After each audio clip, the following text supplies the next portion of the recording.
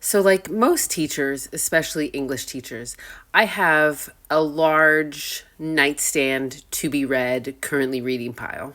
This is it. This is my reading pile, and it's like 3 rows deep. So, what do you say we go through what's on there and why it's there? Lonesome Dove is what I'm currently reading, so it's on top. My dad and sister loved this book when I was a young girl. So when this started popping up on my TikTok book talk, I was like, yeah, let's try to read it. It's okay. I'm like 150 pages in, and it's okay. I'm reading it. I'm still waiting for it to pop like all the book talk said it would. So when we were on Netflix like a week or two ago, I saw a preview for this. It came up in my like things I'd like to watch. And I was like, okay. And then I saw it was based on a novel. So I went and bought this. I'm excited to read it. Have any of you read it? If so, let me know. I asked my students about it and none of them have heard of it. I'm trying to move my head out of the way of the title and author. Let me know how I'm doing. This one, my daughter bought it, I think, ordered it on Amazon or something. I forget why, but she asked me to read it for her first to make sure it was appropriate for her to read. She's 10. So I direct the play at my school, and Stage Partners, I love that company. I absolutely love that company. And they were having a sale that you could get 10 books, and I need to preview books for next year. So I got 10 of them, and I have them all there to read. Technically, if you count this, I only have 8 there. I don't know where the other 2 are. I'll find them. So I legit love John Steinbeck. Grapes of Wrath was my favorite book when I was in high school.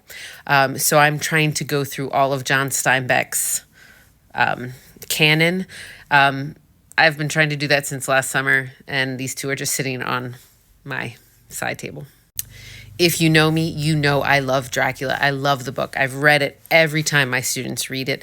Every time I read it, I learn something new. So for Christmas a couple years ago, I asked for this for my mom. I love it. I haven't read the whole thing yet, but it's so cool kind of going through it. I love annotated editions. Love this. So 2 years ago, I started this thing where I wanted to read something every day, and I wanted to enlighten me. And to learn world religions. I read about Taoism. I read about, now I'm forgetting what my other books were, Buddhism. So I'm trying to make it through. However, unfortunately, I stopped being able to read one of my books a day because that year I was reading like 4 books a night, like 1 page a day for like a daily thing, and it got too much. So this has been sitting on my desk and I've only read like the first 15 pages. I think this might be the religion I least identify with. I wanted to like this book. I really did. I think I bought it because it was in like an Us Weekly, like best book read. I really wanted to like it. I got so bored after the first 5 pages, but because so many other people like it, I'm going to just give it away to somebody soon. It's been sitting there for a while. I read her first book and liked it and enjoyed it. And then I saw this one, I think at like Costco or something. So I picked it up, never got into it. My nephew, who is 21 now, I don't know, 20, 21, I don't know, 20, told me at the Christmas dinner table that this was a book that he loved that had him crying. And his mom, my sister-in-law, was like, yeah, this affected him. So I picked it up to buy it. It's on my next to read, one of the ones next to read. It's a nice small one. I hope to read it soon.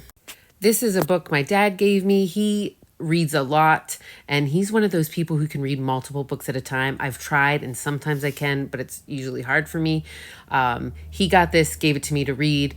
I've never been able to fit it into my reading, so it's there so I can read it soon.